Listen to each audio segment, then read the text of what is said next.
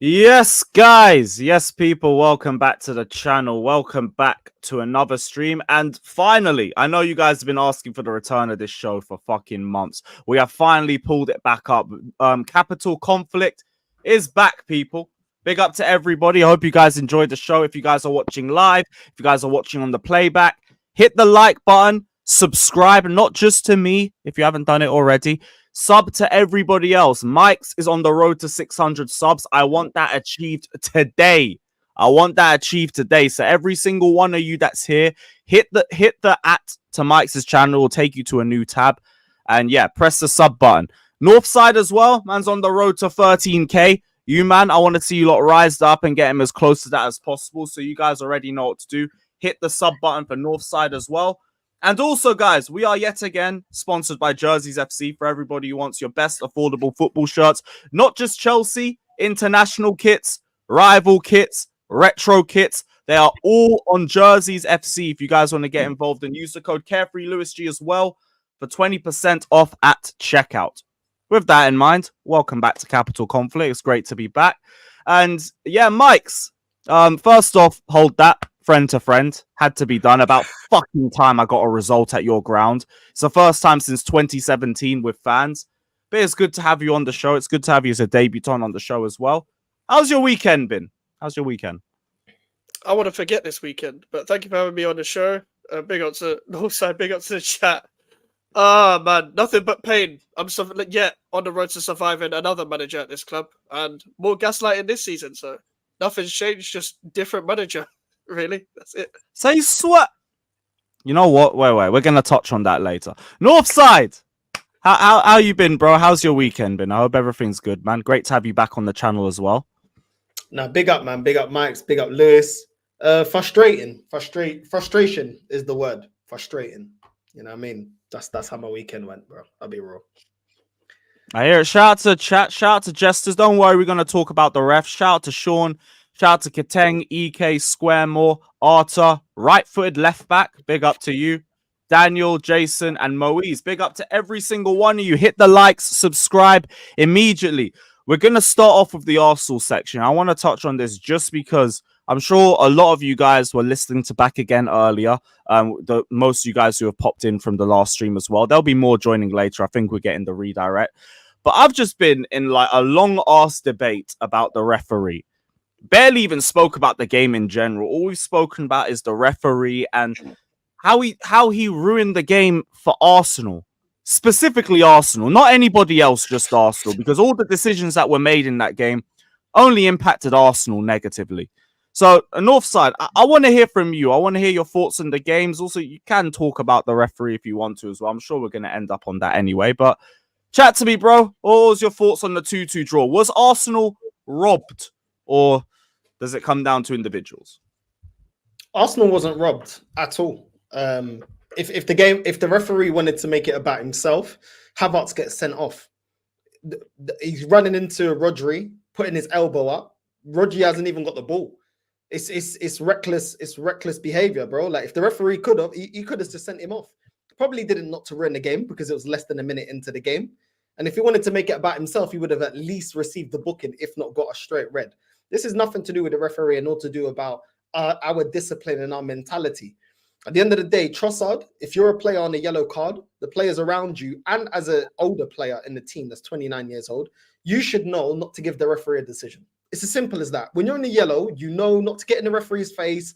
Don't be putting two-footed tackles. Don't be pulling players' shirts back. Don't be running into players with studs up or your knee up or your elbow up. You should know not to do that as a player. You're not even young. You're 29 years old. You should know this about professional football. Plus, the kicking the ball away, which is what he got carded for, all the players were briefed about that before the start of the season. So you already know what the referees are looking for in terms of bookings this season. So you can't say that you're ignorant to it because everybody was briefed. Don't kick the ball away while it's in play. People complaining about, oh, Doku kicked the ball away. We know these referees, are not, it's not, the same rules doesn't apply every game. But if you know that the referees are incompetent, don't give them a decision to be made. It's as simple as that, bro.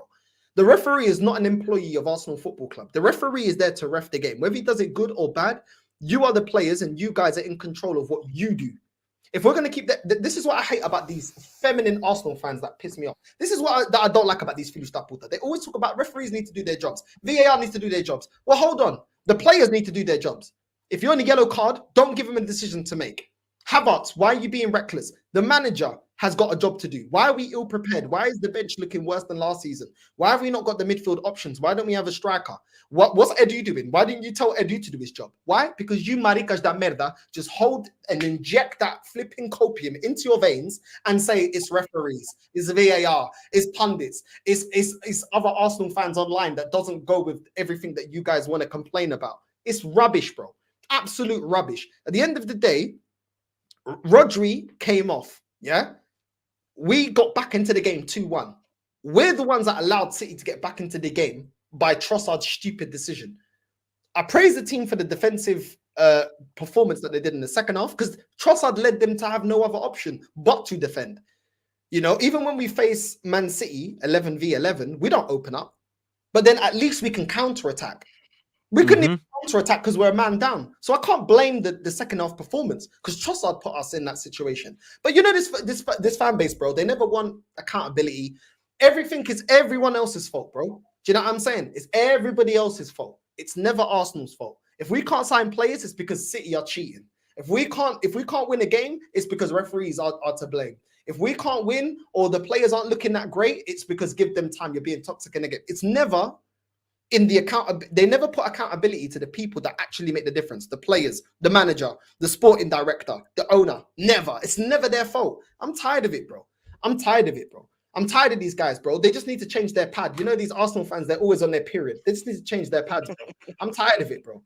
Real talk, bro. Tampax Compacts, bro. That's what we should be sponsored by. Tampax Compacts, because every week they're on their period. They're moaning, groaning.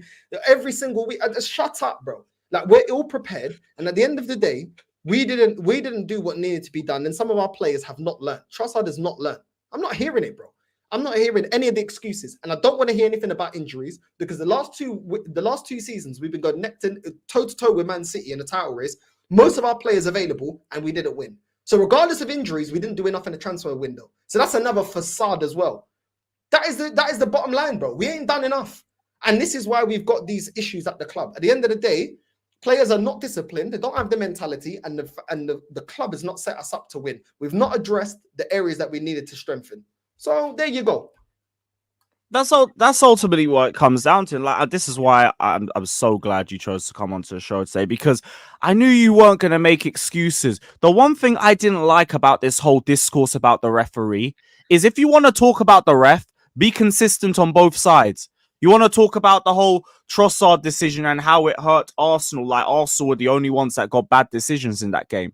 That equalizing goal, the Calafiori goal, which, by the way, absolute banger. Not going to take anything away from the finish. If you're going to call both captains in to relay messages to the rest of the team, you have to at least let both captains have an opportunity to get back into their position. And what do? You blow for a quick free kick immediately after calling Kyle Walker in. But that one's not going to get spoken about. I can understand being annoyed about Doku not getting a yellow card and everything. But then that just comes down to the ultimate point that the referee was inconsistent on both sides, and we know referees are going to be like this. We act like this is a fucking everyone against Arsenal issue, and the referees are only bad against Arsenal and they're never bad against everybody else. All they do is they impact Arsenal. No. Number one, like, first off, do you think Trossard deserved the second yellow, right? Yes. Yeah. All right, cool. So that's the thing. I thank you for that at the very least. So he deserved both yellows. Doku deserves a yellow. Cool.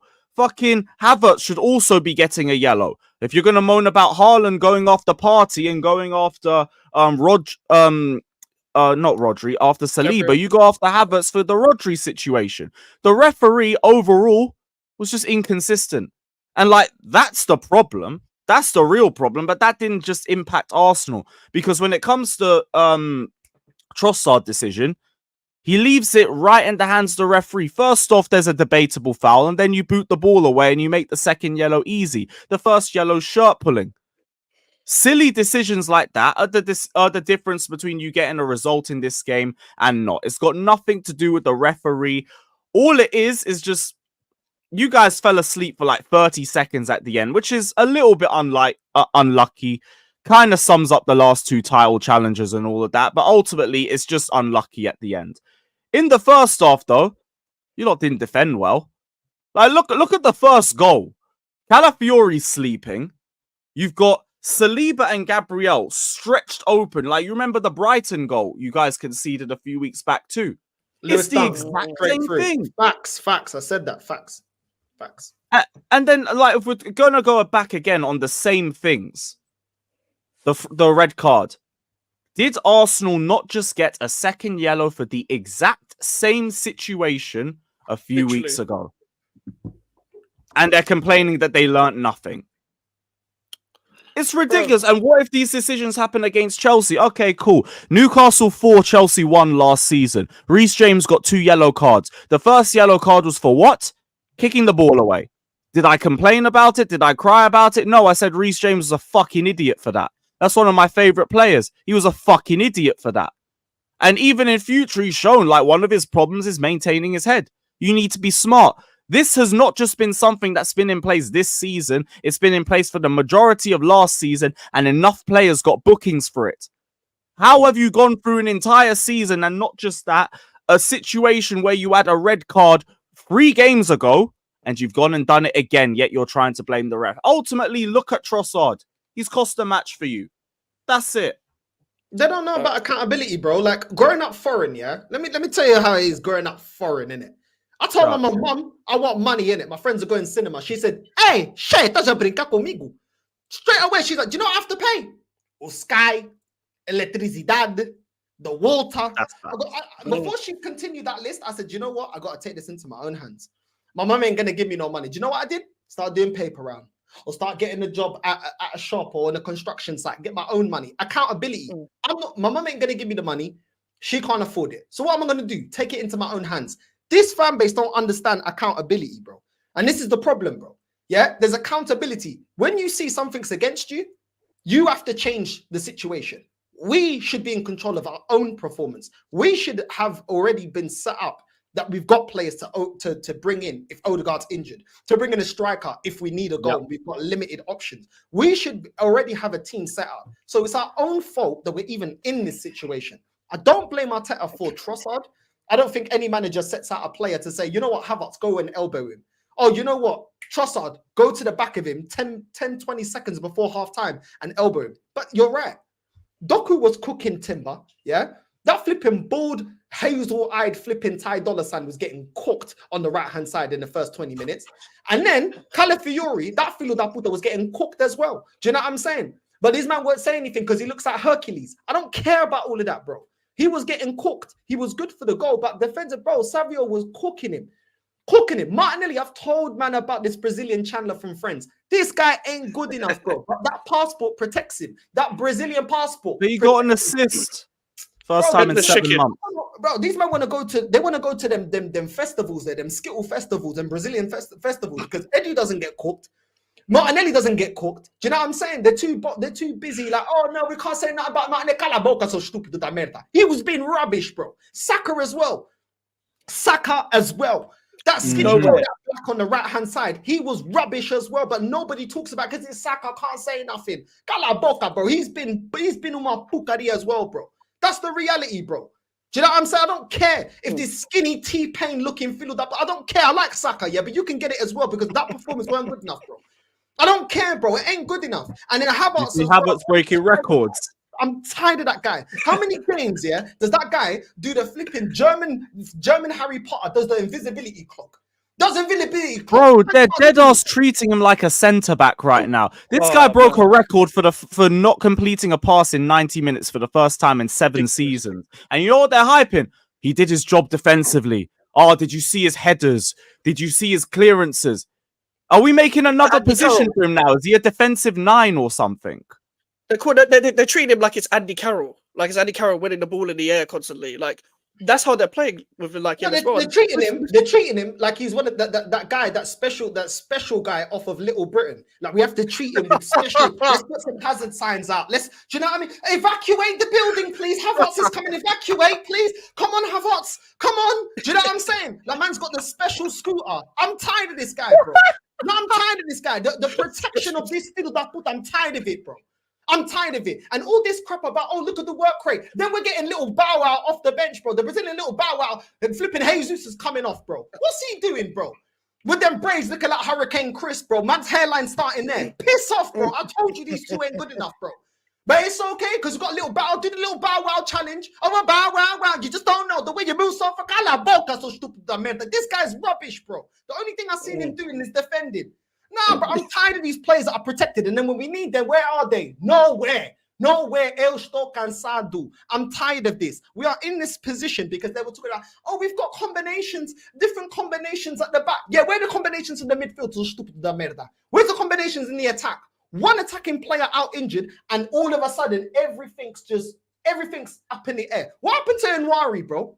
What happened to Nwari? These man gassing this guy up.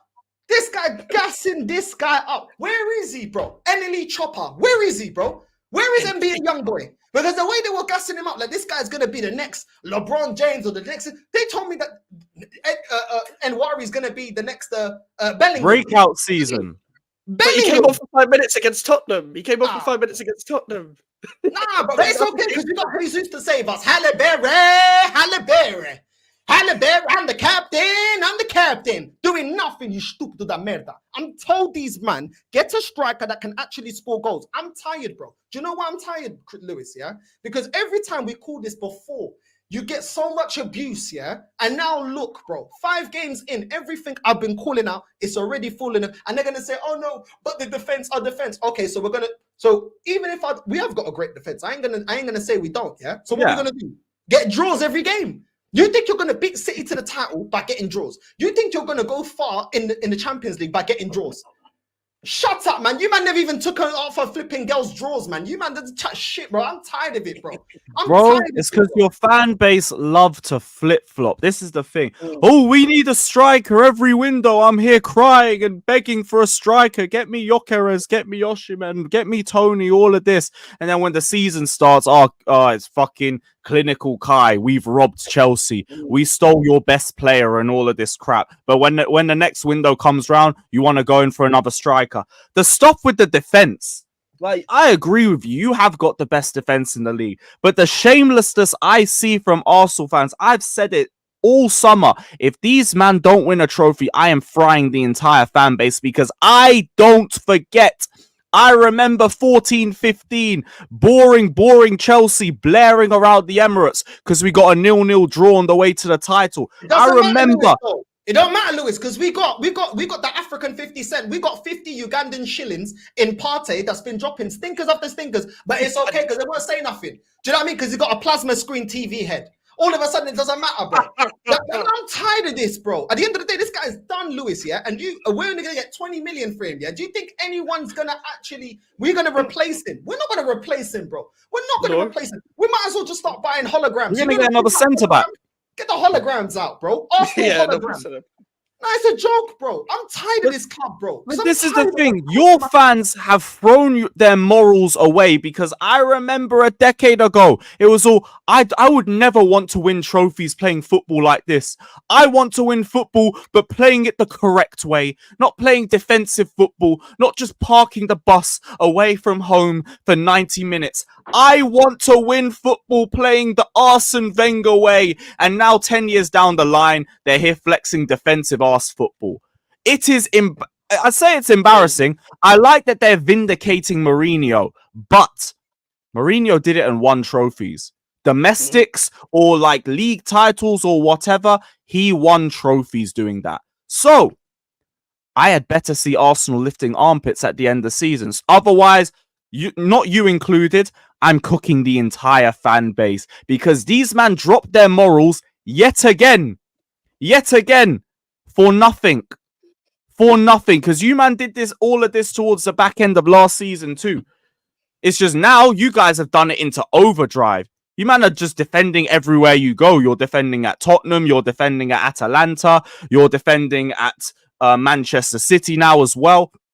And again, I understand defending at Man City, but don't sit here and rip Chelsea for being successful playing this brand of football and then try to glorify yourselves doing it with no success. Because now their copium is just, oh, we're going to break Chelsea's goals conceded tally. We're going to break Chelsea's goals conceded record. We're not even in October and you guys have already conceded 3 goals. Like, you're already a fifth of the way there. We're not even a fifth of the way into the season. We're not even we're like just a 7th into the season. And this is their copium. I guarantee, like, worst case scenario, if you guys do that and you don't win anything, it's going to be another bit of copium to say, oh, but we're progressing. The defense is getting stronger. We just got unlucky because of the Odegaard injury or whoever else gets injured as well. There's going to be another layer of copium to try and protect Arteta because at least we defensively improved. And I feel for you because you have to deal with this shit every week. But the fact that these Arsenal fans have turned again on the style of play as well, the stuff that Arsene Wenger built your team on, is fucking embarrassing, bruv. Also, yeah, go on. Sorry, just to go in, like, they're the kings of gaslighting. So from the refereeing to the team selections to the transfers, it's just all gaslighting. So they demand what they want before the transfer window. And when they don't get what they want, which they do every transfer window, since they were trying to get top 4, they've needed a striker for about 3 years. And when they've said, oh, we need a striker, okay, you don't get a striker. Okay, but it's an 8 out of 10 window.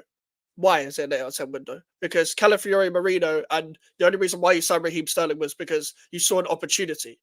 That is it. You didn't strategize into thinking, okay, we need Raheem Sterling. That's an opportunity. And it's not like he's coming and starting straight away, even though Martinelli stunk out the place. Also, with the gaslighting, the overhyping of players. So, for example, your defense has justified the talk, especially Gabriel and Saliba, especially Gabriel. With Saka, I thought he's meant to be world class. The guy, all he did in the game, in the 45 minutes, fair enough, it's only 45 minutes, but all he did was win a corner and then get the assist for the corner. Now, yes, but you got an assist. Football is not just about one assist in a game to bail you out for the whole performance. Contributing in 90 minutes. He was not effective throughout those 45 minutes. Yes, you barely had the ball, but that is your plan to barely have the ball. So then you're trying to play on the counter. But when are Arsenal great on the counter? When do you associate this Arsenal team with being great on the counter? What happens when you need to go and attack against a team playing a low block and you don't have Odegaard trying to break up a team? Then you've got Trossard in the 10 or you've got Havertz in the 10 trying to split the defense. Because we saw what happened against Atalanta. We saw what happened. When you guys had the ball against Atalanta, where was the openings? There was nothing. It was just when it fell to Martinelli and one of the streakers would get hit in a stadium. Like, legit, no shots on target. So they're just kings of gaslighting. They'll be like, well, F the haters, I'm proud of the boys. No, you're just really affected by rival hate. That is what is happening. You're just affected by the fact that rivals are taunting you for bottling a late equalizer about you're proud of the boys. Bro, the proud of the boys narrative is ridiculous. Yeah, we honestly. worked hard, effort FC and everything. We gave it our all and all of that. Brother, you drew. You drew. And like, here's the thing. If they conceded like 60, 70 minutes, I might understand a little bit because then you've actually got to try and open up and you're down to 10 men and all of that. It was the last minute. It was the last minute and they fumbled it. And we're acting like, oh, but they were tired and all of that. Like, no, fuck off with all of that. Man City are tired as well. They're playing the same amount of minutes on the exact same pitch. And if anything, they're trying to cover more ground. Because when you're hoofing it, they're the ones getting the ball and dragging it back forward 50, 60 yards to try and find ways to break through Arsenal. They're the ones making those slight runs in between the lines, trying to open up little areas of space. And they're doing that throughout the game. So they're getting as tired as Arsenal, but it's like, oh, I'm proud of you guys. No, you got the same result you got last season, playing the exact same tactics. The only difference is you were down to 10 men. Hell, you probably had more shots on target last time you went there. I swear you had more shots on target than City when you drew 0-0. And here we are doing up the copium. It's crazy. They did all that hard work just to concede to a short corner. All that hard work to concede to a short corner because they thought they'd won. They thought they'd won the game before that short corner. You saw the way that I get you Mhm. said they celebrate like every defense does it, where they celebrate every clearance and stuff. But they thought they'd won it at that moment. All of a sudden, Grealish just taking a short corner. You need to switch on. Don't give me that stuff about tired. If you're really wanting to win that game, you're 100% concentrating the whole time. So fuck the excuse about tired. Or Like, for bro, you it's to have a short corner. title-winning mentality, you don't fall asleep with a minute left. Yeah, exactly. If anything, that's been what we've criticised Arsenal for so long. You do so well and fumble at the end. Mm, This happened again. It's legit. fucking happened again. Imagine Which, the psychological advantage. Imagine the psychological advantage you could have had over City if you had won at the Etihad. Until, by the way, the last time City lost at the Etihad was the last game before the 2022 World Cup against Brentford. I'm pretty sure in the league. So there you go. CAA, this is facts as well, because when we went to the Etihad last season under that fraudulent manager Pochettino and we played the exact same tactics, he bagged an assist. He's the one that drove the ball 40 yards forwards and passed forwards to Raheem Sterling. Havertz didn't get a pass completed and they're flexing his headers and his hoofs. Is he a centre-back now? Is this what we're doing? This is why Arsenal aren't winning anything. You don't have the bagsman in the squad. You don't win the league without someone bagging you 20 plus goals in the season. Even when we had Mourinho back in the day, we had Lampard doing it. We had Drogba doing it. We had Diego Costa doing it. You don't do it without someone creating or scoring for you at that sort of level, and you guys don't have it. You just have defending, which will get you so far. It will keep you in the race, but that was about it. It's tiring, man. It's tiring, you know, and nothing gonna change, bro. Because they like this Spanish Ricky Martin, bro. They like him, bro. They fancy him. They're not gonna do anything, bro. Like, real talk, bro. Unless this guy finishes outside the top 4, he ain't getting sacked. He ain't getting sacked. He's already reached the objective of the ownership, which is top 4. That's it, bro. Like, ain't nothing going on, bro. It's living la vida process, and that's what we're gonna do. I'm tired of this, bro. I'm tired of this, bro. And this fan base, it says a lot that any person, any content creator could just make. Arsenal are unbeatable and all this kind of crap. And you get bare views. That says everything about this fan base online. That's all they want to hear, bro. Do you know what I mean? Pretty little lies. That's what they want to hear. As long as you defend Arsenal, you get all the views, bruv. And at the end of the day, everything I'm saying now, they'll be saying at the end of the season. You know what I'm saying? But the apologies never come. That's the funny thing. The apologies never come. You know what I mean? And they talk like they've been right for 20 years. These men love an excuse. Let's keep it real. Let's go all the way back here, real quick. The 10 years of Wenger not winning any major honors. First, it was because it was paying off a stadium. Then it was Chelsea got too much money, paying 50 million for Fernando Torres. We can't compete. Then it was Man City taking our best players. Then it was, we can't compete with Man City because they got too much money. Now, then it was, we got a toxic squad, we got to rebuild.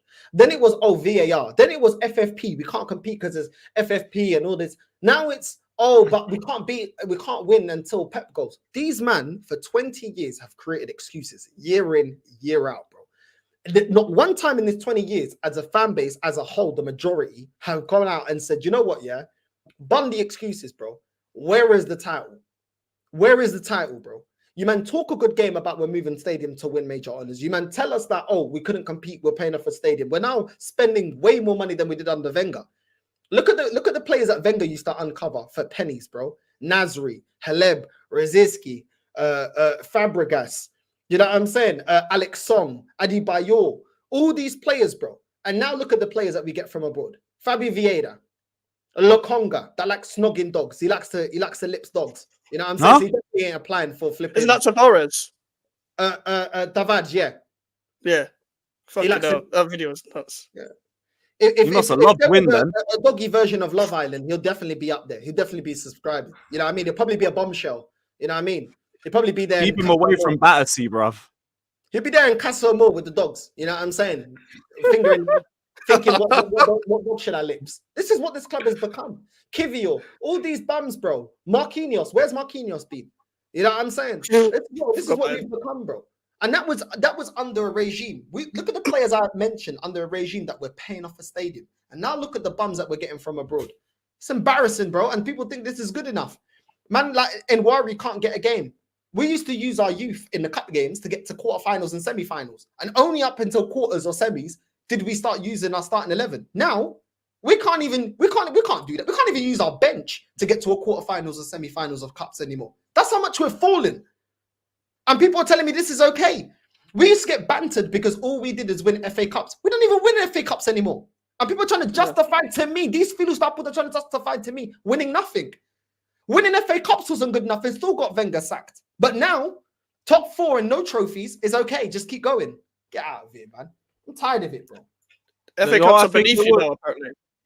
FA Cups are now beneath you guys, even though you guys need a winning mentality to go for the Cups. So then build that on into the league, which is what other teams do, like Liverpool and City have done in the past. Nope, the FA Cup is beneath you. You'll field out another second team when you come up against a good opponent in the Carabao Cup and the FA Cup again. So focus on the league. But we're focusing on the league. Then you'll finish second, and it'll be like, but we competed.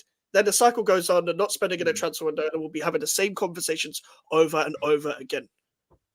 You know what? It's sad. It's sad, you know, because I didn't always feel like this about my football club. If people saw me, like, obviously I didn't have a channel and the rest of it, like, even up to like 06, like, I used to defend this club with chest. You know why? Because they gave me something to defend. They gave me something to defend. Like, respect in football is not given. Nobody wanted to respect Chelsea when they got money. They didn't. How was your first trophyless season? Man City, nobody wanted to respect Man City. Everyone kept saying, oh, it's all your money. They made you respect them by the titles that they won, by the things that they've accomplished. It's not just given, bro. Respect is not just given. You got to earn that. And we ain't earned no respect. We're nobodies in Europe. We got embarrassed by Chelsea and Baku. We can't even, under this manager, get to Europa League final, and they expect that this guy's going to do miracles in the Champions League. Come on, be realistic, bro. What are we doing? We got eliminated by the worst Bayern Munich team I've seen in my life, bro. In my life. Come on. And these men want to be telling me what? Because we got the best defense. We had the best defense last season. Where did that get us? Where did that get us? Man, talking about options in the bench. We had more options in the bench last season. And a lot of the same players. And we didn't use them. When we were stuck against Porto, we didn't use them. When we were stuck against Bayern, we didn't use them, apart from Trossard. And I'm supposed to believe in this. Believe in what? But it's okay. Instead of strengthening your biggest weakness, you strengthened your biggest strength. Because so like true. that works. That's the craziest thing I've had with some of the debates I've had on streams. People defending the fact that all you strengthened was the defense, that you didn't even really need to strengthen like that. I mean, like, yeah, you add Calafiori, maybe you have someone who can do left back a little bit better than Zinchenko, for example, although you do have Timber. Forwards. I kept saying the whole summer, how is Arsenal not hijacking this Osimhen transfer? You can offer the wages he wants, and we can't. We're refusing to. They could have just swooped in and been like, yoink, and could have even had something over us. That would actually be something that they could have over us. We stole your striker target. Hold that. It was right there. Ivan Toney, both of us fell asleep with. We didn't do anything with him. Gyökeres is what it is. I guess you wanted to stay and everything. But no one tried. It was just Sesko and, oh, no Sesko? Okay. No point. No point. And that's where you lot let yourself down. I said from the start of the season, I think Manchester City win this easier than they did last year. It's not going to the final day. There's no reason for it to. They strengthened their attack. They fixed the Gundogan problem by just bringing back Gundogan. Now, even if they lose Rodri, they can have Gundogan play that role and they'll be fine. With you guys, you've lost Odegaard, and now you're like even more defensive than you were before. I didn't even expect that. It's long, man. It's fucking long.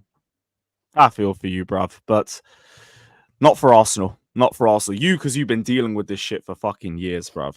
But yeah, big up to everybody as well. Hit the likes. We got over 500 of you lot in here. Everybody sub to Mike's. Everybody sub to Northside. The link is in the title and in the descriptions. There's no excuse. It'll take you to another tab. Everybody head over there. Sub, like, all of that crap. Big up to every single one of you. Now, onto the West Ham game. Because, it was good to finally get a win at that ground. It's been fucking ages. The amount of disgusting moments I've seen there. Yarmolenko being let onto his weak foot. Marko Arnautovic. Who else? Masuaku.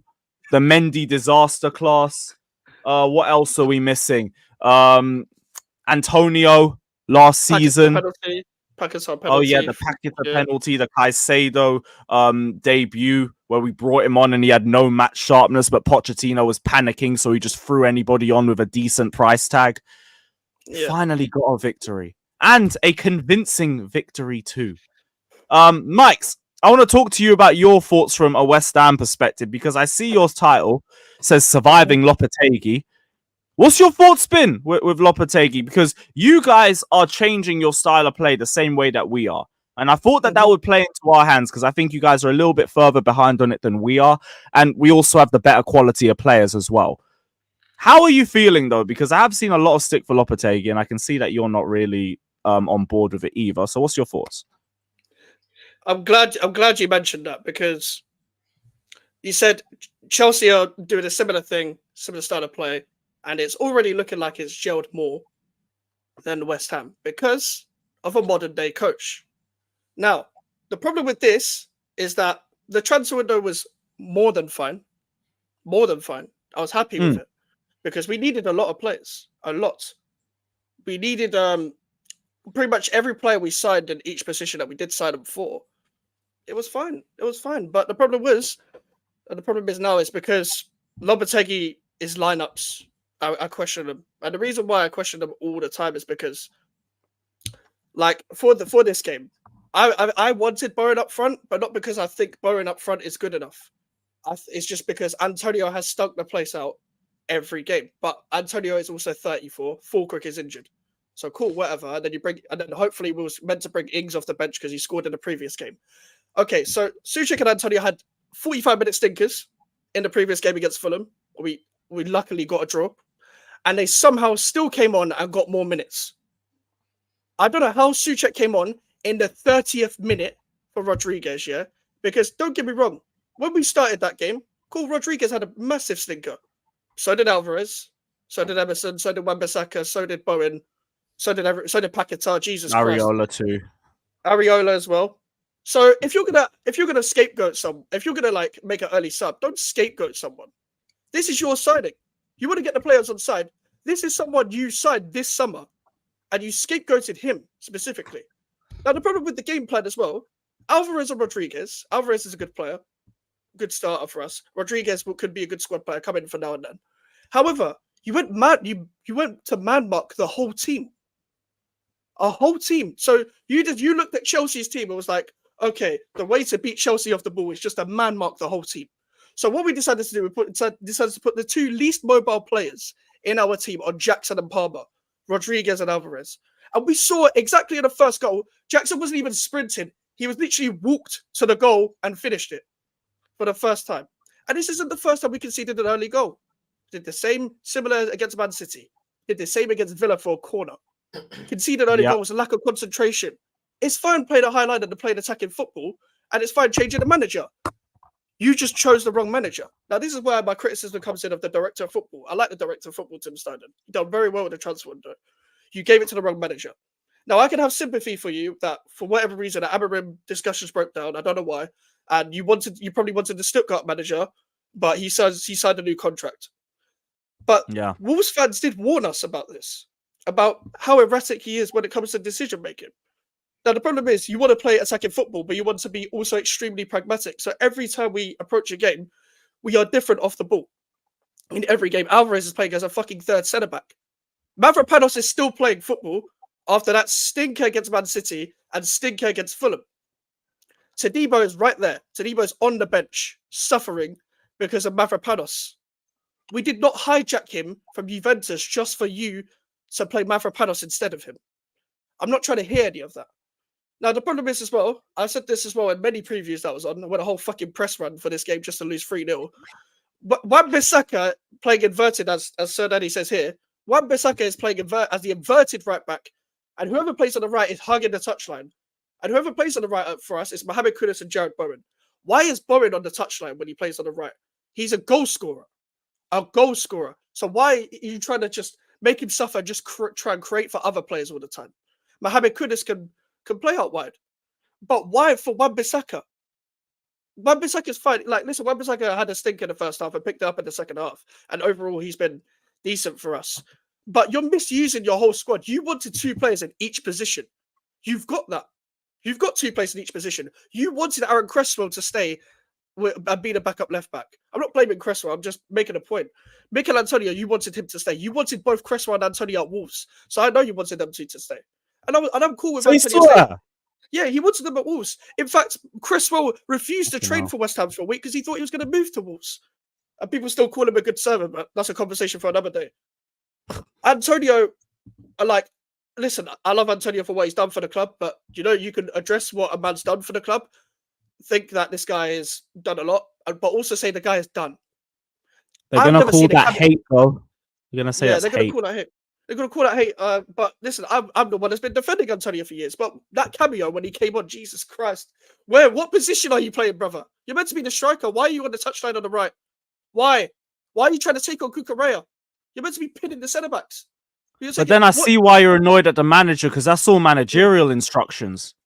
Yeah, that's the problem as well. What was he put Souček on for Rodriguez to play him as the deepest midfielder. When this guy, but he scores goals, is all I hear about Thomas Souček. He scores goals. Then put him as the furthest midfielder then. This is terrorism. This is just a different version. This is a different flavour of terrorism. We had Scottish version last year. This is the Spanish version. We've got paella flavoured terrorism. That answers your question, by the way. Yes, listen, I was Moyes out, yeah. And no one can gaslight me about last year. Just because this ain't working doesn't mean last season was.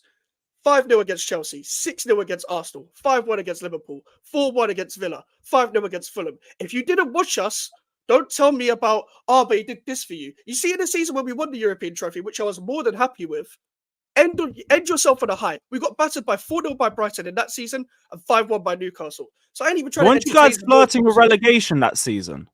Exactly. I can say that Moyes can still be a legend for the club. But you reigned it out for too long. I can objectively say that. You're still a legend at this club. You gave some of the best seasons I've seen at the club. It's not fucking hard. I've got with Pellegrini and Bilic. So if you go above that, Jesus Christ, well done. Well done. I said Slaven Bilic, bro. That's a throwback. You won a trophy, and you finished in Europe 3 seasons in a row because of that. I appreciate that a lot. Should have ended yourself on a high. So you go out as the hero. You see the next season, as the squad gets better and better and better, we're getting worse and worse and worse because you don't know how to use attacking players. And by the way, before people want to chat to me about style of football, guess who wanted to change the style of football at West Ham? David Moyes. When we bought Skamaka and Paquetá, and he was like, you know what? I want to be more attacking. I want to play like a Big Six club. So don't chat to me about Moyes because I ain't even annoyed about the game anymore. I'm gone back to last season. Well, I wasn't even annoyed at the games and the performances. I was annoyed at the gaslighting more. I'm more annoyed about what people are saying because they don't watch us. If you don't watch West Ham, but week in, week out, you're telling me, but this guy. What West Ham games have you watched? And if you can't answer, how am I meant to remember that? Then don't get into the fucking conversation then. Exactly. But listen, with the game, the manager got it all wrong with his game plan. It's just man marking constantly.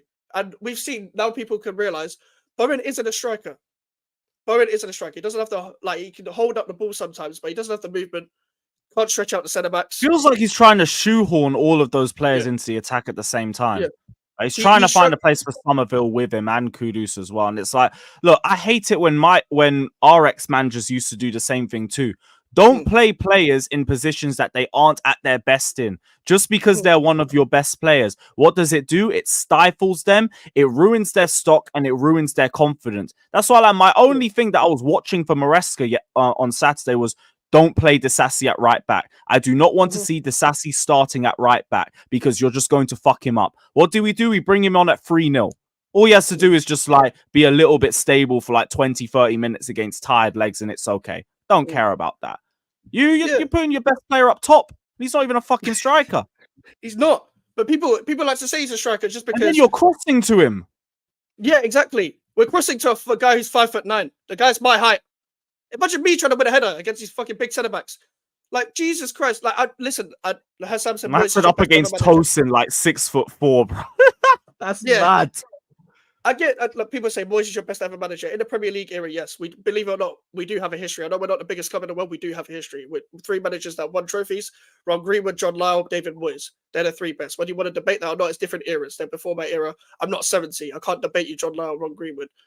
Like, Moyes is your best ever manager. Yes, he did everything right up until that season when we won the trophy. We were still suffering within that season. And even in the back end of the season when we finished 7th, we barely won a game. We won 4 games in 2024 up until from January to May. But people don't like to see that because people don't even like to address that because we was in a good position at the time. But the reason why I was in a good position at the time, Chelsea, Man United, Brighton, Newcastle, all the teams that are around there were also losing so many games at the same time. That's why we kept ourselves up there. But people don't get that. People don't like context. People just want to say things, but it's cool though. Like with this manager now, the new thing is, but it takes 10 games to implement a style. Let's diffuse that quick. Let's diffuse that real quick. Maresca, we just came up against Enzo Maresca. Hello, you can see Maresca's style. Like, even though Ange Postecoglou gets hate, you can see what style he's going to do. Whether you think it's right or not is a different question. I'm not saying we need to. Oliver Glasner at Palace. Oliver Glasner at Palace came in. He was my case study for last season. His first game was Everton away. I think they drew 0-0, but you can see exactly how he's going to play. It was exactly the way he played against Frankfurt. Unai Emery, when he came straight into Aston Villa. Aston Villa. That's a great example again. And also, ain't that Hursley brother just won manager of the month in his first month at Brighton? Yeah, I think so. And that's the thing, like, even like Sadani made a good point in the comments. I forgot to mention this. Kudus on the left wing. You're only allowing your most special technical player to be direct on his left foot when he can be running into areas where he's cutting in and shooting and smacking players up. Do you know this guy could, like, you need 4 players to tackle him. When he pins the ball, you're not getting the ball. Bro, when we beat you 5-0, he still dropped a masterclass on our head top. I was like, how is he balling like this at 4-0? What the fuck? Do you know what the same thing I mentioned about the manager signed Rodriguez and then he subbed him off and scapegoated him? So you might have, I don't know whether you've lost him, but you're not helping yourself in trying to gain yourself with the players, yeah? The second thing you need to do when you're a new manager is try to get yourself with the fans. What does this guy do? Crescencio Somerville was our best player. Probably one of our best players, him, Kilman and Kudus. What does he do? He takes him off. We're losing 3-0. And you took one of our best attackers off. And you move Kudus back to the left wing. You put on Antonio, who's been stinking the place out. So Kudus, who's been playing on the right wing, has been playing well. Somerville on the left wing, that's been playing well. You take Somerville off, Kudus on the left, Antonio up front. How does that help? How? Yeah, but Somerville was crazy because Somerville was actually playing well, bro. He actually looks like a tidy player. I can't even lie. You guys, well. Northside, the crowd booed. The crowd booed when he took him off. I was there. The whole crowd booed. Oh, yeah, I can't lie. Chelsea absolutely cooked you, bro. They cooked you. Not just for the score, because I watched the game. I watched the whole game and I did a match reaction. They absolutely cooked you. And the thing is, your manager has no identity, bro. It was even to a point where we were talking to Kudus, and Kudus was like, but shut up, man. What are you talking to? Shut up, man. You know what I'm saying? We weren't even listening to him. I was like, what is going on? And you're right, you guys actually went out there and made some good signings. And I think it is the wrong managerial appointment because I don't know what he's trying to do. It looks as just as confusing as to what Ten Hag's trying to do at Man United. I don't know what the style of play is. I don't understand sometimes the lineup. I don't understand the changes as well. It makes no sense. The players that are the most effective, like Somerville, why are you taking him off? He was having a good game. This didn't make any sense. But Chelsea also made you look bad. Chelsea, even in the defense, the way that they had like 3 lines of defense, the way they got back into possession, you know what I'm saying? And even when you guys tried to make it a physical game, they stood up to you. Do you know what I mean? They didn't just let the game just get physical. Obviously, if Chelsea had Lavia, they'll probably take off Enzo because when it gets a bit physical, I think Enzo, he gets a little bit lost in the game a little bit, but Enzo had a great game. Enzo had a great game. I think he played really well. Caicedo played extremely well. Cole Palmer was cooking. Sancho was cooking. Jackson, bro, like the link-up play, the whole way that Chelsea are playing right now, they get all the players involved. Everybody knows what they're doing. Even when they make the substitutions, João Felix not making your players, bro, making you lot look stupid. You know what I mean? And he should have scored 2 goals, to be fair. He had 2 good opportunities to score. Pedro Neto comes on. Personally, if I was a Chelsea fan, I'd want Pedro Neto to be starting over Madueke. I know the system's getting a lot out of Madueke. I know he scored a hat-trick a couple of games ago. I think Pedro Neto's just a different gravy. But Sancho, bro, even the way like he receives the ball and he waits for the run from Jackson. Jackson as well, his link-up play is really good. He might not be the best finisher in the world. But bro, the whole team just looks like they know what they're doing. Enzo keeping possession, Caicedo as well with decisive through balls from the back, and is good on the counter attack. Cole Palmer as well wasn't amazing the first half, but stepped up in the second half. The way he took that goal, bro. Chelsea are cooking. Even Cucurella, bro. I'm not the biggest fan of Cucurella, but Cucurella was cooking as well in the midfield. The way he was dropping in the midfield, helping Chelsea kick it about. Chelsea, they're not dabbling on the ball and indecisive what they're doing. 2-3 passes and they're through on goal. They're playing some really good football. I don't think Chelsea are going to win the league. They continue to play like this, they can get top 4, bro. Like, I was really convinced in the way that Chelsea been playing. They've been playing some good football. And you look at how long Maresca's had with the team, you can do nothing but praise it. Obviously, they have to be consistent. Probably need another centre-back. But with you add Lavia into that midfield, and bro, they're looking really good. Not only going forward, but the way that they're defending as well. They're looking solid. They look like they know what they're doing. They're looking well coached. Do you know what I mean? And you can see the signs of a team that's being well coached, man. Maresca hasn't had a lot of time, but he's actually built Chelsea. He's got Chelsea doing something that Poch couldn't. He's got an identity for the team, and even the bench players to it. I don't know. You know what I mean? I can't lie. Yeah, that performance there was a proper performance, and I'm not. Listen, like I said, I don't really necessarily rate the Sarsi. When he came on, I feel like he leaves a lot to be desired defensively. But Chelsea as a unit, they're cooking, bro, and they're playing really well. And it's embarrassing that Arsenal are 5 years ahead of them in their process and project. And you look at the players that they can bring off the pitch and the way that they're performing, bro. Even Dewsbury Hall coming on, you know, he probably could have brought him on a little bit earlier because West Ham still kind of looked like they were trying to be in the game. He came on and slowed the game down. Got the ball, kept possession, slowed it down, slowed West Ham down. Don't let them build up momentum. You got to say, man, it was a good performance by Chelsea. And anybody that's not agreeing to that, you're just being biased, bro, because you got to call it when you see it. That was a good performance, bro. Yeah, that's the thing as well. Like, Give Poch time. Give Poch time. That's the thing. Mate. As you said, it takes 5 games. It doesn't take 10 or 15. Like, don't get me wrong as well. I don't even like, and I'm just saying this. I'm not even saying this because my head is gone from the club or anything. Chelsea were good. They're gonna go up other levels because I feel like they didn't need to be as good because of what we did when we man-marked the fucking whole attack. The gap of the left wing and the right wing, they could easily just switch the ball. They always had an extra man because all they needed to do was just let's just move a player inside. We've already been dominated. Okay, your press is shit, Lopetegui. Because you just press the whole like midfield. He doesn't even like to press from the front. He likes to press the midfield. But then Chelsea are like, okay, we'll just move an extra man in midfield. Cucurella is there. Switch it to Palmer. Switch it to Sancho. Switch it to Jackson. Chelsea are going to go up a level because they're going to come up against better teams and they're going to raise their level. We're shit. And I'm not just saying, and this is coming from someone, by the way. I didn't have any expectations before the season. I said, we're going to finish 10th and then we're going to take time to gel and you're going to see at the back end of the season that we're going to be good enough to go for next season to get into Europe. Because Europe is the standard for me and to go for the cups. Because that's what we moved to the London Stadium for. Because if we were still at Upton Park, nobody would care. Nobody would care. Nobody would have expectations. But you moved stadium for this. You moved us out of our home. That's why people like. That's why we're so happy when boys. I guess the same thing Lee brings up with Arsenal is like we moved out of Highbury and we're meant to be competing and we're not competing. Yeah. I get that. That's the thing. Like people are gonna say, "Oh, but give him time." I'm all for patience, but with the right man, with the right person to take the team forward. Like patience is given when it's deserved. Like earned. Where it's earned. Like you don't just give patience for the sake of it. If Steve Bruce joins your club tomorrow, are you giving patience to Steve Bruce? No, you're not, because it's Steve Bruce. Like you're not giving it to anyone. Pause. Like with Lopetegui, like cool, you got a great CV, fantastic. But you see, when you get older and older and older, 20 years ago doesn't matter. 10 years ago doesn't matter. 5 years ago does not matter. The problem is as well, the guy tries to be too pragmatic away from home. So as Northside said, the identity problem. Tries to switch it up every game. And if you switch it up every game once you're new with the players and trying to gel the squad, you're not going to have an identity. So you got to stick to something.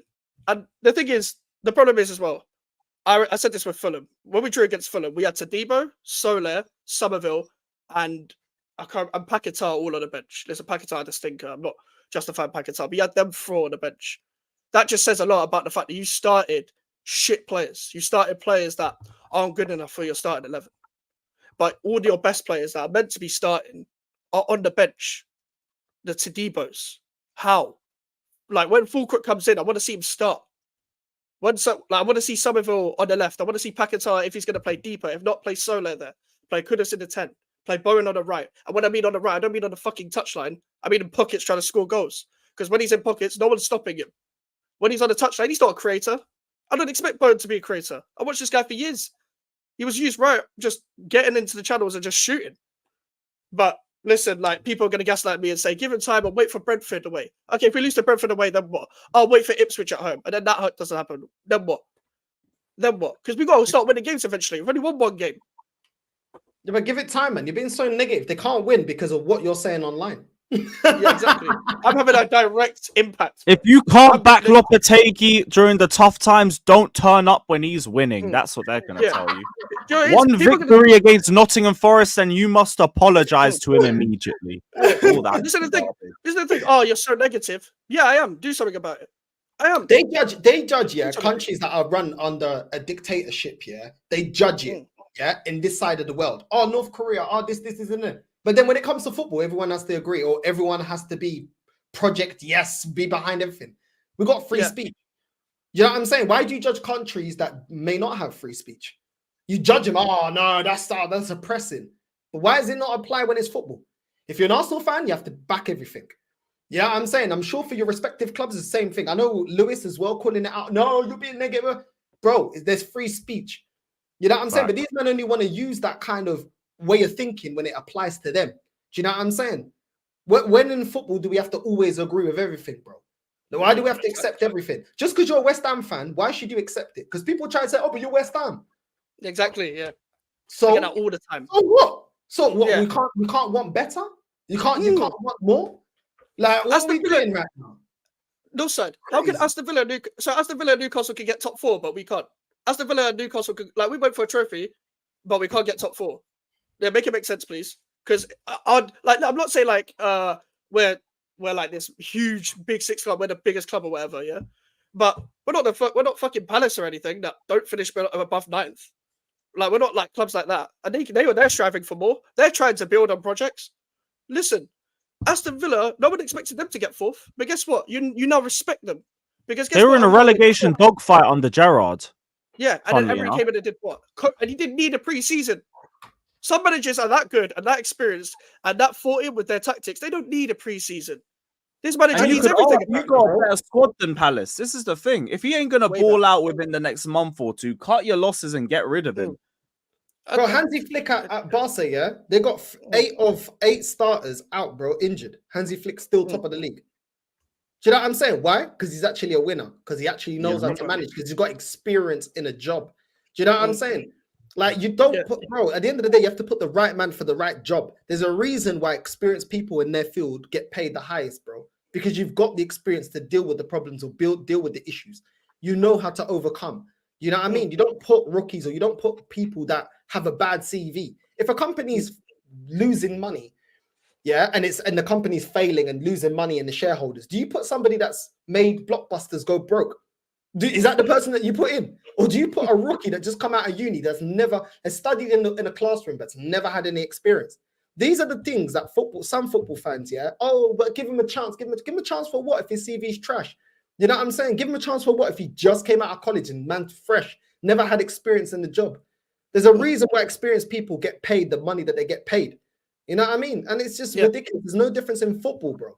Like, a lot of these men, yeah, like Alonso and managers like that, a lot of these lot are anomalies, bro. Do you know what I'm saying? A lot of these are anomalies. Look at Lampard, look at Ole, look at Arteta not being able to get over the line. Most of these young managers aren't good enough. You know what I mean? That's why you have to get experienced, proper managers, bro. I always look at it as, could Arteta do what Emery did with the teams he went with?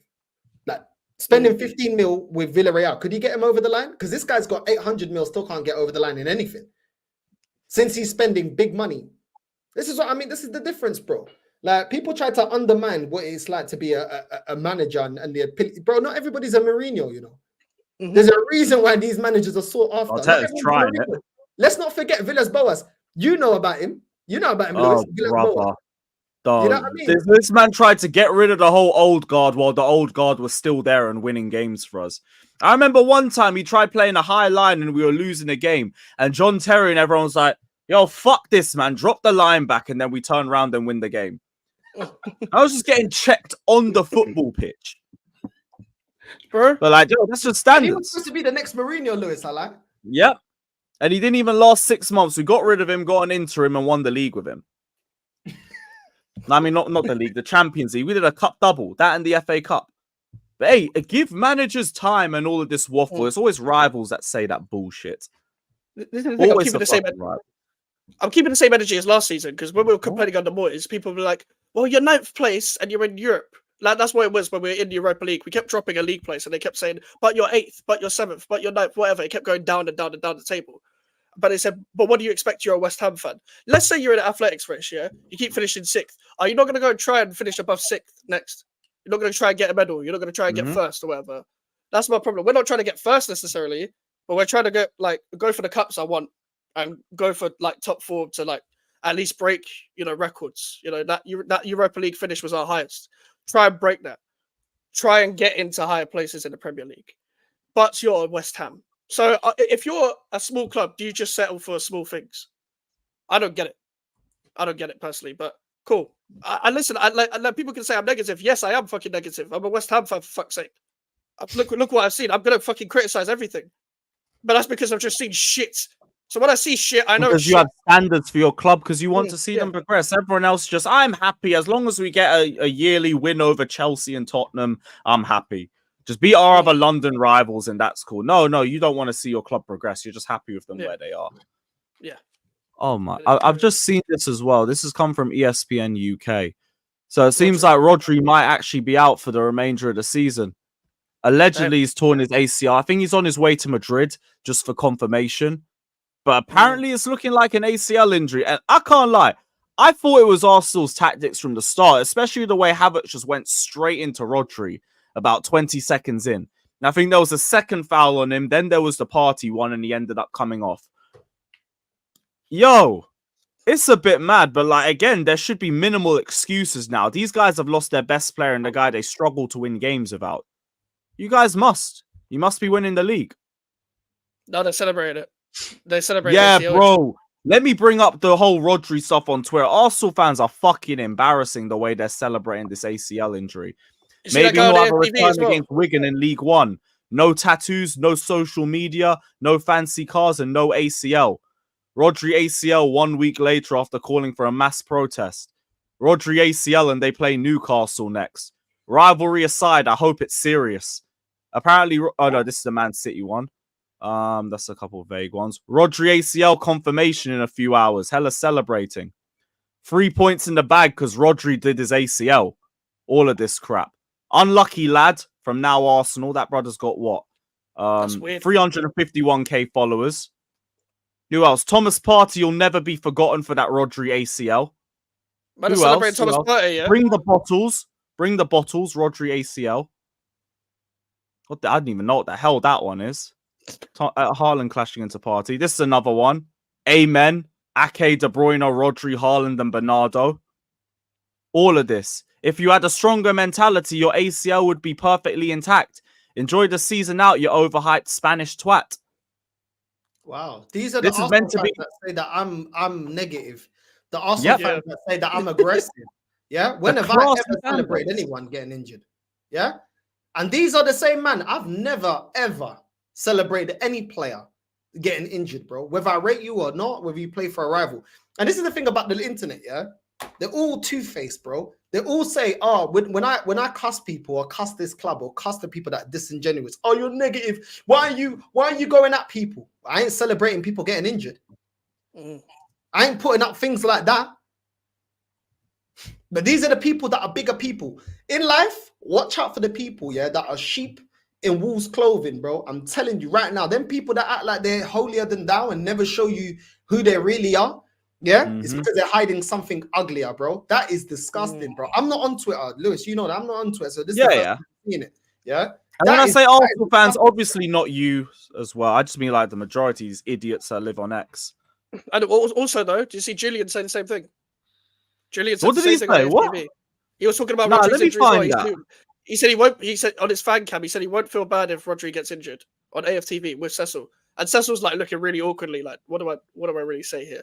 He's kind of laughing. He's kind of No not. At the same time. way. Are you serious? Yeah, I saw the clip today. Because that's not Shared the in better first group. time either. I remember back in the 2020 FA Cup final when Pulisic got injured and they were like, yes, get in. Yeah. Get Well, in. Will Twitter ban them for that? I'm not on Twitter. Do they get banned for that? 'Cause that's disgusting. No, you can say what you Nah, want. they don't. Like, they don't care about shit like that on X anymore. Oh wow. You That only is get crazy, you only get bro. taken off for Wow. copyright. If you get copyright, then it's too far on Twitter. Only copyright. Only So with you can copyright say, music. absolutely anything. You can wish death on people, anything. Oh yeah, Yeah. Like Do you what have you more want. of a chance of being banned if you say something against someone that racially abused you, other than actually being racially abused. Yeah. Pretty That's the much. way X is like nowadays. If you But react when back they to get it in a bad way, you'll get that. Mad. Twitter stinks, Mad, man. you know, mad, crazy, disgusting, man. I hope they do get banned, but this is the thing: we're the ones that are negative and toxic because we call out the people in our fan base that are disingenuous, are not telling the truth, and only really don't really care about the club. They care about what they can make out of spilling crap about the club. Yeah, when are we hoping injuries and celebrating injuries and wishing things like that on players and celebrating? If the shoe was on the other foot, if Declan Rice got injured the same way, they'll say it's a conspiracy. They would say it was intentional, disgusting. You know what I mean? The governing body needs to do something about it. It's always Arsenal. That's why, bro. This is why the people that come and abuse me, yeah, I know they're disgusting people like that. That's why I don't care about them, bro. That's why I don't care now. I don't care about them because this is their true color. This is their true colors, bro. Disgusting, bro. No one can justify that to me, bro. You know what I mean? It's That's another embarrassing. one. What's this? That's just a mix of them. The only thing that puts a smirk on my face tonight is the Rodri ACL injury and out for the season. Rodri ACL, we need that. Rodri ACL tier, so here for it. Excellent news. Hopefully the beginning of the end for City. Deserved. Rodri ACL injury, inshallah. It's ridiculous, bro. Look at the first reply as well. Yeah, the first reply. Cry about you, babies. Rodri deserved even worse than that. Bro. This is the same fan base that will look at Chelsea and be like, oh, you're not a classy football club. Oh, you're a disgusting institution and all of that. This is why I despise Arsenal fans more than any other club by a fucking mile. They are the biggest hypocrites in the league. The biggest fucking hypocrites in the league. These men will say one thing and switch the narrative as soon as it supports them. It's fucking disgusting, man. Imagine I if it feel was bad you got associated with these fuckers. Imagine if it was Declan Rice injury and then like Declan Rice ACL injury and other fans were celebrating his injury. You know how these top gooners would be reacting? Hope so. Like it would be ridiculous. The way if all the tables were turned, they'll be like, "How dare you? You're a disgrace for wishing an injury upon Declan Rice." That's what they'll be saying. But you're doing the same thing. You're doing this for Rodri when it's against Arsenal. Jesus Christ!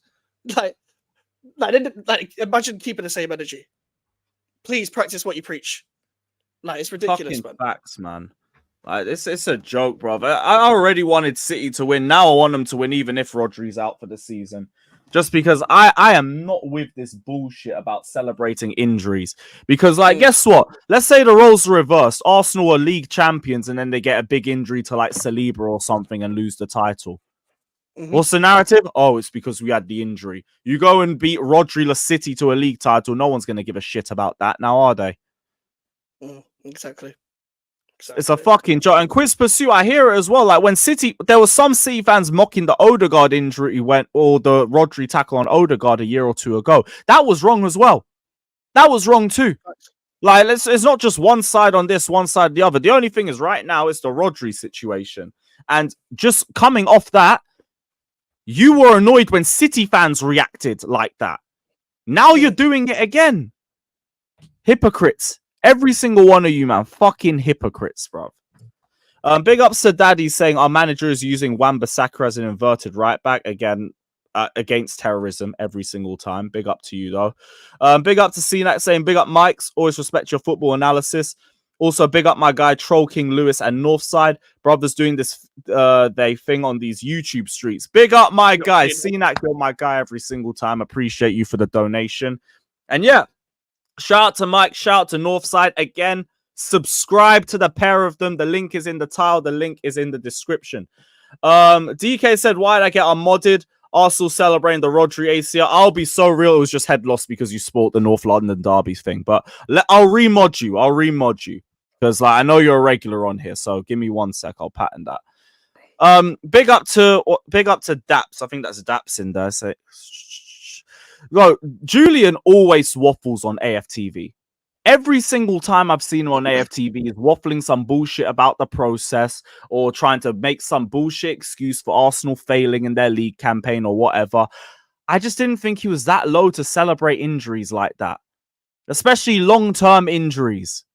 You, man, 2 years ago were moaning about Saliba being injured as the reason behind you guys not winning the league title. Now you're here celebrating injuries. Just tell me that you don't believe your team's capable of winning by itself. Tell me that you're not capable of winning unless Rodri's injured, for example. Because that's what you're saying indirectly. Now you have a much better chance because Rodri's gone and maybe City will drop a couple more points as a result of that. It's a fucking joke. And like I said, this is why I despise Arsenal fans more than anybody. And a victory for Arsenal is a loss for humanity. Because these men are shameless. These men are fucking shameless and disgusting. A man says, don't care, keep crying. You man have been crying for 24 hours off an equaliser in the 96th minute. That's on all you, man. I want to talk about crying, bruv. Have some fucking shame. Rodri, though, I hope... Oh, wait, has there been an Ornstein tweet on it now? I don't know if he said like remainder of the season, but I probably said significant period, which that's very vague. Yeah, Rodri expected to miss significant period with serious knee injury. Man City midfielder suffered problem in City's draw against Arsenal. Duration not confirmed. Tests continue, but the 28-year-old Spain international is set for a long absence. Fucking hell. Even if it's not time, man. The way he went down, you could see he was out for time, bro. The way he was screaming in agony, you can tell when the player's really in pain, bro. He was mad injured, bro. Like I think he's done the whole season. He's done. He's done. It's finished for him. Unfortunately. You know what I mean? Unfortunately. But yeah, I don't know. They're going to probably play what? Kovacic and Gundog now? That's what they did against Brentford. Probably. Yeah, like one change between maybe Foden or Bernardo Silva in the midfield as well. Oh, yeah, man's in the comment section. Towel, but yeah, okay, whatever. Massive blow for City. I played his last league game. Get well soon. Music to my ears. 115 charges and no knees is hilarious. To be fair, the comments don't sound that bad. There's the one thank you Thomas Partey one. That's about it. It's just a couple Liverpool Arsenal fans are getting a little bit giddy over it, but Lewis, it's not nearly. They can't make excuses now. You know, they wanted to run with the excuses of we have injuries. Well, guess what? They got Rodri out. You know what I'm saying? They got other players that they're waiting to come back, like KDB. So at the end of the day, there's no excuse if we don't get over the line then, because Man City are weaker. So we're gonna win it. They better. It's just got a lot, not easier, but it's got a lot tougher for Manchester City. You guys still have to do your job, and I still got the questions about your attack, but City could be more prone to dropping points now. Well, this is what I'm saying. Like, what are we gonna do? We're gonna be victims now about we got injuries. Well, they get injuries, bro. You know what I mean? So you better win it now. It's not the first injury as well. Ake's out as well. Ake got injured into the international duty as well, straight after Odegaard. So they've got injuries as well. But like the difference is City have prepared their squad. Arsenal haven't. Like even then, City can still makeshift people in DM. So this is why I like you, bro, and this is why I like your fans. You lot don't make excuses. You guys know what it takes to win the league title. You get injuries. It is what it is. Now, my whole thing is, you guys know you play 2 games a week for the majority of the season. Can't be moaning about injuries and all of that. You get your team ready for that. You get enough depth. I look at our team, like part of the reason why I'm so happy about our squad is I'm not worried about if we get an injury. Like, obviously, you lose a key player like a Palmer or a Caicedo or something. It might hurt a little bit, but I genuinely think we've got good options in every position now, except maybe centre-back, maybe goalkeeper, because Sanchez still has to do a little bit more for me to be happy with him. But yeah, like, go win the league title. Both sides, go win the league title. That's basically all that it comes down to. Yeah, you got Stones that can play DM as well. That's another good shout. You got plenty of options. Plenty of options. They literally prepared their early start of the season by not putting Rodri in. I mean, they won most of their games. They were just that you can counter them a bit better. That's it. Yeah, that's literally it, man. Yeah, shout out Daps, man. Big up, bro. And again, condolences on the injury and all of that. But I still expect you lot to win the league title just because Arsenal are Arsenal, Liverpool are Liverpool, and all of that. I don't know when Rodri's going to be back. So we're probably going to hear an actual time frame around tomorrow or something. Probably. And yeah, shit. I hope they manage to work it through. And to all the Arsenal fans that are celebrating, please have some shame. And you lot had better win the fucking league because now your excuses are dead. Can't moan about, we have injuries to Odegaard and all of that shit. No. They've just lost one of their most important players. Simple as that. Simple as that. But yeah, guys, I want for everyone who's asking about a Barrow preview. I'm not doing a Barrow preview because, like, what am I going to say about a fucking Barrow preview? Like, I don't care who you play. Stay fit, win by 3 goals, and keep it stepping. That's it. What's the point? It's the most pointless preview in existence. Yeah, Mike. So you guys have Liverpool though, so yeah. Like, is that at Anfield, right? Yeah, it doesn't matter, but yeah, it is Anfield. But like, even if it was at our ground, we don't have a chance. I wouldn't even gaslight anyone into thinking that we do. That's the problem as well. Do you know what? Do you know who we lost to in the Carabao Cup last season? Liverpool away. Yeah, you did. I did a hate along for that. Battered. We got battered 5-1. But like, this is my thing. If you're not going to go for the cup, I'm trying to see some new players. I'm trying to see Tadibo play in this game at least. I'm trying to see Somerville play. We can celebrate the injury because City have a court hearing today. Some of you Arsenal fans really have room temperature IQ, and it's ridiculous, bruv. These guys have to be AI. Like, genuinely insane, man. They're not real City people. have to talk about their court case when we're talking about a football game and injuries. No, but it's a conspiracy. Yeah, Arsenal changing the goalposts. Ain't that a fucking surprise? Yeah. Whatever. Big up to every single one of you that's locked in, though. It's been another great episode of Capital Confit. We are going to wheel this back a little bit more frequently throughout the season. I've got a Fulham fan in the books. I've got a Tottenham fan in the books as well. So keep a lookout for that over the next week or two. Shout out to Mike. I hope everybody subbed over to Mike's channel as well. Get him to 600 subs by the end of this show, people. Get him to 600 subs by the end of this show. Fucking hell, that last comment's crazy. We're also going to redirect over to Northside. Northside's got a stream in about, I think, 15 or 20 minutes or something like that. So everybody head over there, hit the notification button, like, subscribe, all of that crap. And yeah, we will be back tomorrow for the watch along. Keep a lookout, man. Barrow, you're next. And we'll see you guys on A-listers. Big up everybody. Up the Chelsea. Fuck Arsenal.